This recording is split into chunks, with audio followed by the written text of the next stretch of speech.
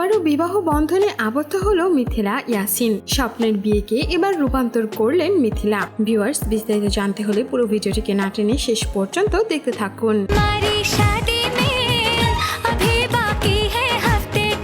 প্রথম বিয়েটা বেশ সাদাসিধাভাবে হলেও দ্বিতীয়বারের মতো এবার জাঁকজমকপূর্ণভাবেই বিবাহ বন্ধনে আবারও আবদ্ধ হলো ইয়াসিন আর মিথিলা। দাম্পত্য জীবন বেশ ভালোই কাটছিল, আর এরই মাঝে নিজের বিয়ের স্বপ্নকে এবার সত্যিতে রূপান্তর করলেন তারা দুজন। বিয়ে নিয়ে তো প্রতিটা নারীরই নিজস্ব কিছু স্বপ্ন থাকে, সেই স্বপ্ন প্রথমবার বিয়েতে অপূর্ণ থেকেই গিয়েছিল, যার জন্যই এইবার কোনো কমতি রাখেননি মিথিলা। দ্বিতীয়বারের মতো এই আয়োজনে তার ড্রেস আপ থেকে শুরু করে গয়না সবকিছুই ছিল বেশ দারুণ। এমনকি বিয়ের লুকেও তাকে দেখতে বেশ ভালো লাগছিল।